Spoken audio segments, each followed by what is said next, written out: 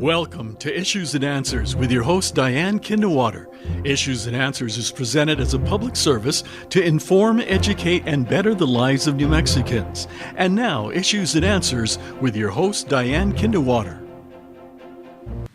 Ah, the memories. When I say Chick-a-Boom, Uncle Sam, a cow jumping over the moon, what else? Mr. Peanut.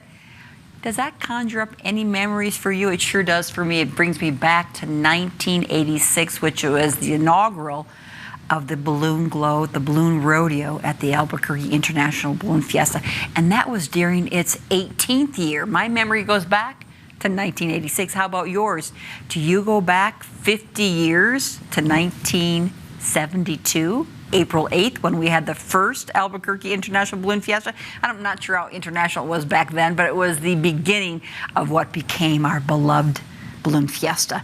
On the show today, we're going to talk to Kim Vesely. She is with the Heritage Committee of the Albuquerque International Balloon Fiesta, and we'll talk about her efforts to preserve the history of this event that began in 1972. And who would have thought of it? Who would have thought that 13 balloons back then would have grown to 1,000 balloons in the year 2000, and now it's around 650 for safety purposes. We're going to talk about the history and conjure up a lot of our memories, and hopefully it'll bring back some good memories, fond memories for you and your family. Please stay with us as we talk to Kim Vesely right after this.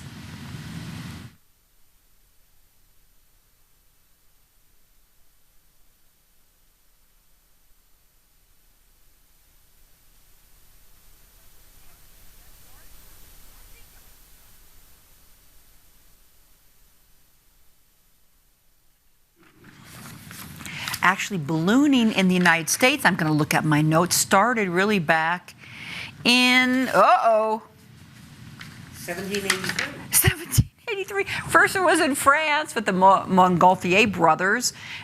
They flew 20 minutes over Paris, and then it came to our country. Then it was a little bit of a slowdown because of the invention of airplanes, and there was more interest in that, but there was a resurrection of ballooning in the 1950s. And of course, we became here in Albuquerque known for international ballooning, not back in 1972 when it first had its beginnings, but since then, it really hot air ballooning put New Mexico on the world map, and people know us because of that.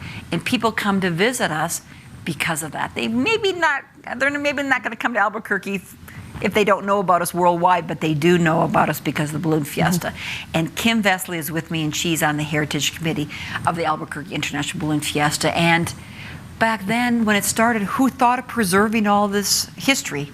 Well, that's kind of why the Heritage Committee came into being. The Balloon Fiesta, in its early years, was kind of nomadic, and not just with the launch sites. They changed launch sites several times, but also the various Fiesta headquarters where they have worked out of over the years. And over the time, records started disappearing, and some of the original material started to disappear. So in 1999, Dr. Tom McConnell, who is a longtime member of the Balloon Fiesta board, piloted the Zia balloon. Everybody knows the Zia balloon. Decided to form the Heritage Committee, and the original Heritage Committee had Sid Cutter and Tommy Rutherford and a whole lot of the original cast on it, and unfortunately we're slowly over the years losing those folks, but it is still, let's say, to be polite, veteran people that have been involved with the Balloon Fiesta, who work to preserve this history, and interpret it. Isn't that interesting? An event in our lifetime started 50 years ago, but when it starts, you don't think of the history of it. Yeah, and somehow you don't. I guess you don't think, gee, 50 years down the road, somebody's going to want to see this, So a lot of things, unfortunately, kind of got lost in the early years. But the Balloon Fiesta works with the Balloon Museum to preserve some of this. The Fiesta has its own archives, but also the museum has an archives as well. And there are members from the museum that are on the Heritage Committee. Yeah, So. and it's important. And again, for the 50th anniversary, the official 50th program, oh, that's a big program. Bigger than usual. Put together about three times the size. A lot of the history in this right here. Well, this provided us an opportunity to try to compile the history into one reasonably definitive place. And so the program became the repository for the history. We also did a couple of other projects with the Heritage Committee. One was a children's book, and I don't know if you can see this. I'll try to keep the glare off of it. This was written by Ross Van Dusen, who's a local author, working with the Heritage Committee, and it's called The Best Day Ever. It's about a children's day at Balloon Fiesta, and it actually includes a couple of pages that kids can even color and make their own balloon fantasy here. This book recently won Best Children's Book at the New Mexico-Arizona Book Awards, so we're very happy about that. And you're award winner of another book that was compiled of 50 years of balloon magic. Yeah, this book, we wanted to do a 50th commemorative book. We had done a history already for the 40th. That was largely kind of historical material, and we were planning to do the history for the program. So this book, we decided should be a pictorial compilation of what a day at Balloon Fiesta is like. And we went through over 100,000 photographs, the four of us that collaborated on this book, to try to come up with about 300 or a little more than 300 that are in the book. And we're going to have you come back and talk more about your book, because it's an award-winning book as well. Yeah, it was quite a project to do that, and it did win some awards at the New Mexico-Arizona Book Awards, including Best of Show, which shocked and delighted us because there's so much wonderful work done in New Mexico in books. Let me take a look. So, thank you. But it's pretty cool. That happened, and we hope that people enjoy the book. And the book, the program, all that stuff is available through the Balloon Fiesta's gift shop and their online store, which is on the Balloon Fiesta website, which is balloonfiesta.com. Got to put the sales pitch in. A huge part of our history, and again, putting the Balloon Fiesta put us on the map. And what was interesting is that we didn't really have ballooning. We didn't have ballooning here. Sid Cutter for KOB Radio TV's it was their 50th birthday back in April 8th of 1972. Said we want something special, so they contacted Sid, who was a balloonist. But it wasn't a big event. Not an event, but ballooning wasn't even big in the city. Yeah. The astounding thing about that, to me anyway, KKOB Radio went to Sid and asked if he could bring his balloon, and then it kind of, my brother has a balloon in Phoenix, and maybe he can bring it. And then the question came up, well, what's the biggest one that anybody's ever done? And it was 19 balloons. Well, gee, can you get 19 balloons here? Well, I don't know. Maybe we can. And they rounded up 21 balloons. Weather and other issues prevented some of those from getting here, but 13 did. Yeah, and they wanted to beat that record of, I think it was in Germany or England or something, had 19. And the amazing thing about it was they had 10 days to pull that together. Quick, it's just what they pulled off in 10 days, and 20,000 people showed up. That's an estimate from the Albuquerque Tribune, I learned the other day, was the estimated crowd. And to start, there wasn't even ballooning here before that.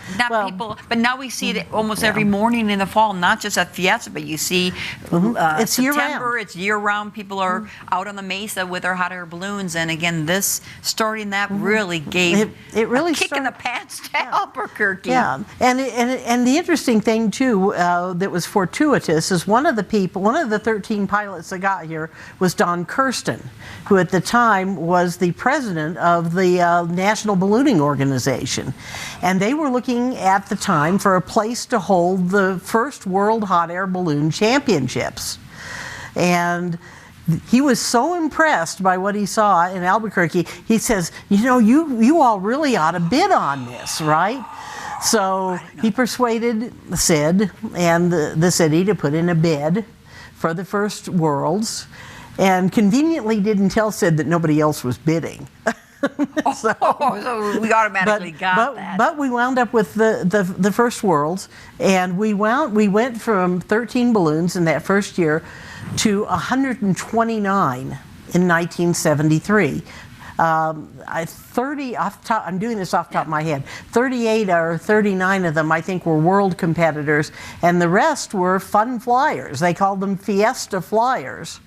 And I understand the international, and I understand from one of the first events, they discovered the Albuquerque box at that point. They didn't realize in the competition. I think they're going up to Montgomery and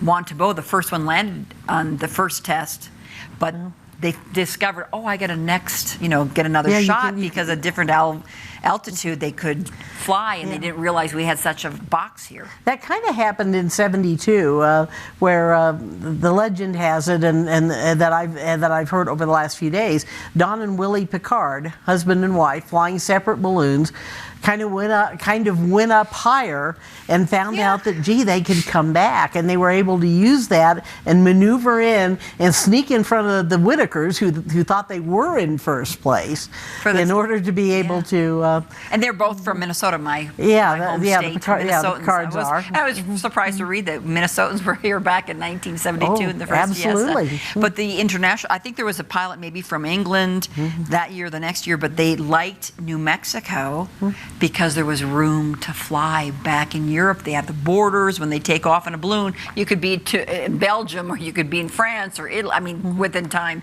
But here there was room with all of our desert to fly. Yeah, and that's part of, when they talk about the gas balloon race, the America's Challenge, one of the things that makes it so attractive for the balloonists to come here to America to fly in that race is the fact that they can fly for long distances without encountering international borders.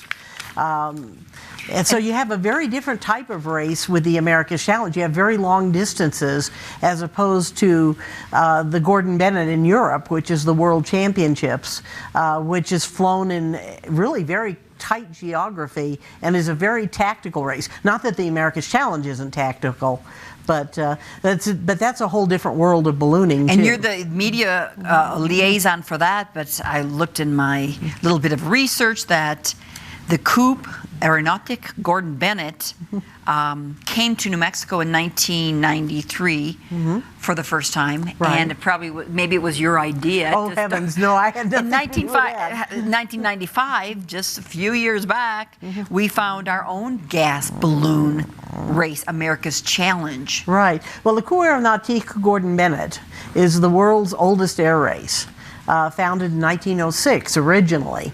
And it's become the World Championships of Hot Air Ballooning. Well, it's by tradition, it's held in the home country of the previous year's winner, or actually it's now 2 years to give them more planning time. And in 1992, an American team won the Gordon Bennett.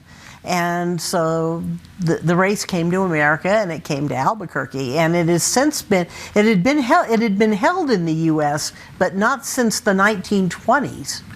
That's a long time between that and 1993. And then, of course, it was 1993. The World Gas Championships, which is a little bit different, was in '94. And then in 1995, Mark Sullivan, who is a member of the Balloon Fiesta Board of Directors and now the president of the International Federation, came up with the idea of, we should have our own race in America. And that was the beginning of the America's Challenge. And this is our 25th year this year. And the America's Challenge is always held here in Albuquerque. It is always in Albuquerque. And actually, we have hosted the Gordon Bennett 3 times since 1993. Who's Gordon Bennett? Oh, who's Gordon Bennett? Oh, he was a newspaper guy. He owned the New York Herald Tribune. and he was kind of an interesting character. He was managed to get himself ostracized out of New York society and went to live in Paris and founded a number of races. He's also the guy, by the way, who sent Stanley down to find Livingston in Africa. So he has a very interesting history. But he founded an auto race called the Gordon Bennett and some other events. And then this balloon race, the Cours Nautique Gordon Bennett, which the first one launched from the Tuileries Gardens in Paris. In 1906, and it's the oldest surviving air race and the just pretty much one of the only surviving of the events that Gordon Bennett founded. He was kind of a scandalous character, actually, and in fact, in Britain, there is an expression, Gordon Bennett, which is kind of an expletive, actually. But we started our own in 1995, the gas balloon. It's a distance race. So it is a distance race. The team that flies the furthest wins. That's not the length of time in the balloon. It is not duration, although we track duration. The longest duration in the America's Challenge was 71 hours, I believe, around 71 hours. So and the distance was what, 2,200? Where it's landed in 2,300. These guys, it was in 2017, a Swiss team. Nicolas Tiesch and Laurent Cibo. They landed near Labrador City, and it was an epic race. It really was. Let's take a look at this. Mike's going to show us the photos that you brought to us. Thank you so much. Yeah, this is the launch of one of the America's Challenge races back in the first decade of the 2000s. And that is Bert Pedelt, who is the defending champion along with Noah Forden in the America's Challenge, enjoying his food aloft. That's right after launch, and that launch took place during a balloon glow. So the America's Challenge went out, and then there was a balloon glow after that. And tell us, we're going to look at the first one again. All those white, they're white usually balloons? They're usually white, and that has to do with... that has to do with the flight characteristics and the reflectivity and trying to have a little bit more control over the amount of heating of the gas in the balloon. I'm not a gas balloonist myself, and it all gets fairly technical, but that's kind of the idea. And most of the balloons, you do see ones that are colored, but most of them are white. So, and of course, it uses gas and not hot air. Yeah, it uses a lighter than air gas. It was helium in the early years. Helium used to be cheap and plentiful, believe it or not. Not so much anymore. And so now the race is flown with hydrogen, and all of the balloons that are in the America's Challenge now fly with hydrogen gas. So that's... And that's safe? Is it safe? Yeah, oh yeah. I mean, you have to obviously take the appropriate precautions. That's an aerial shot that I think from Mark Sullivan and Sherry White's balloon. And you can see the instruments, and what got my attention is they're at 15,000 feet, and they're only going 2 miles an hour, which is agonizing in a distance race. So, but... and they have to be prepared to stay up in that gondola for days. Yeah, they live up there it's aerial camping. They live up there for 2 to 3 days. That's Sherry after landing, by the way. And they live up there for 2 to 3 days. They have to take everything, you can't land at the nearest 7-Eleven, right? So you have to take everything you need. And you're basically living with one other person in a space far smaller than where you and I are sitting here for 3 days. So you better like each other, and it can go from very warm during the day to very cold at night. And we have people from all over the world coming to our race. Yeah, we had for the America's Challenge, the 25th America's Challenge, the field was half European and includes the current world champion, Willy Eimers. And usually we have what, eight? Usually 8 Benny. teams. I think we've had have 8 teams the last this time from the year. United States, Germany, France. Yeah, the Benoits from France who have been here a number of times. Benoit Pollard, Benoit Petrolet, like it said, Willy and Benny Eimers, and we have other teams as well. You saw the Mississippi River there. That picture was taken by Peter Cuneo and Barbara Fricke, who are from here in Albuquerque. They're one of the top teams in the world. They've won the America's Challenge 4 times, and they finished as high as 3rd in the Gordon Bennett. And their take on it is always, if they get to the Mississippi River, they feel like they've gone someplace. So, go east, young man, not go west. In case, go east. Of course, our former Governor Gary Johnson flew in the America's Challenge with back Richard in Abruzzo for many years. And they were a formidable competitive team and won the race in 2002 and had to vector around Washington, D.C. and the restricted airspace there, and then landed on the coast in Delaware. And in that a cow was patch, quite I think. and it was quite a race. Yeah, that's right. and it was quite a race. They did almost to the east coast. I mean, all the way to the east coast from Delaware, New Mexico. in Delaware. Yeah, it was a very impressive race, and they were a highly competitive team. That's the 2017 launch. Which was set all of the records, not only for the America's Challenge, but for distance gas ballooning in this size of balloon. That was epic in 2017. That was Do a we have wonderful other race. gas balloon races in the United States? Not at present. There have been a few over the years. There was a race that Remax put on in Denver in 1999. And oftentimes it goes in the evening, or not necessarily, Kim? Yeah, this was a late night launch. That's Willy Eimers, who is the current world champion, with his son Benny, launching. I don't know off the top of my head what year that is. But that's Willy has never won the America's Challenge. He's won the Gordon Bennett 5 times, which is astounding. But he's never won the America's Challenge. He's been second a couple of times. He's done very well. That's the airport.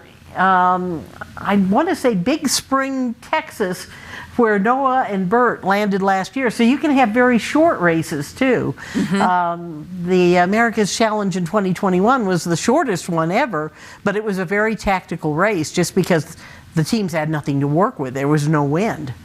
And this is inflating, or that's inflating. They are just letting the top of the balloon come up while they're putting the lifting gas in that. This is an older picture, so that might be helium, actually. And when they win the race, what do they win, Kim? A lot of attaboys and attagirls, and a nice trophy. No prize money. You know, the satisfaction of it is the journey and the things that these folks get to see as they fly across the country. It is just incredible. How high do they go? The ceiling is 18,000 feet. That's has to do with. Do they need oxygen? They need oxygen. You bet. They need oxygen. Yeah, absolutely. The entire race, do they? If they're over about 12,000 feet, yeah, they pretty much have to be on oxygen, and being on oxygen for days is tough. And one thing they find out too is they have to really make themselves eat and drink because there's just no room to move around, and so they aren't hungry.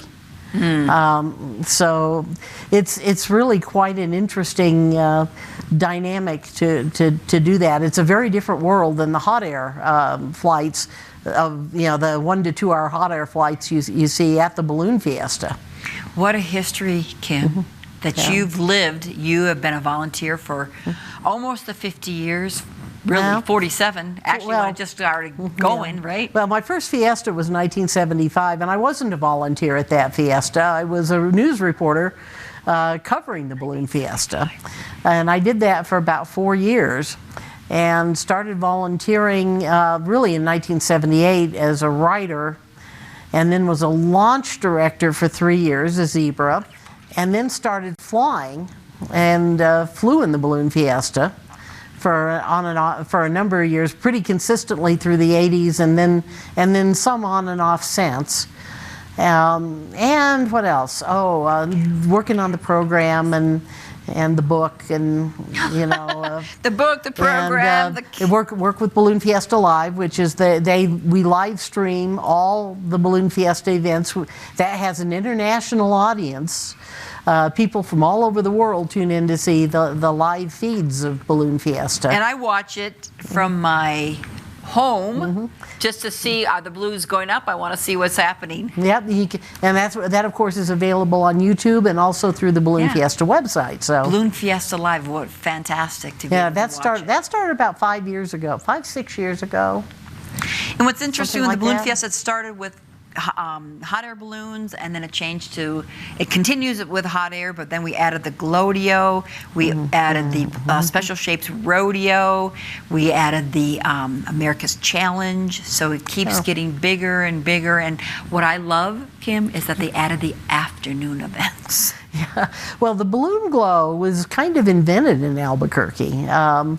It kind of came up after a bunch of people saw a balloon inflated at night and went, oh, that's really cool. Maybe people would like to see that. So for Christmas Eve, as a thank you to the community, you started seeing balloons being put up originally down in the country club area. And they still do it down there, but now also at Arroyo del Oso. And that started in 1979. It's now done all over the world. Almost every balloon rally has a balloon glow now. And it came to Balloon Fiesta in 1987 as part of the I think it was the 150 year, I can't add, 75th year of New Mexico statehood.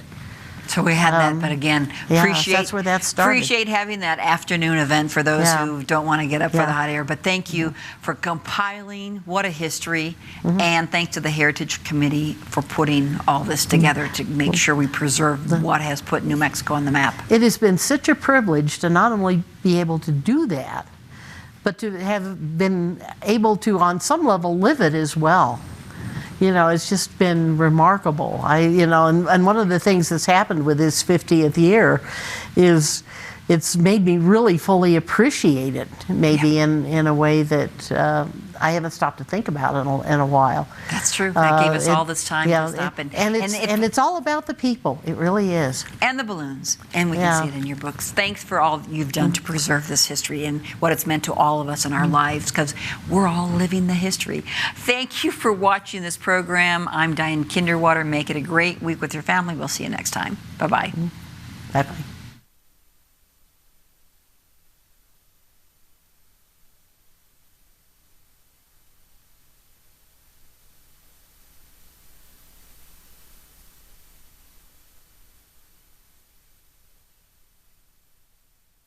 Issues and Answers with your host Diane Kinderwater is presented as a public service to inform, educate, and better the lives of New Mexicans. To comment on today's program or to purchase a copy of any Issues and Answers program, visit sunbroadcasting.org or call us at 505-345-1991.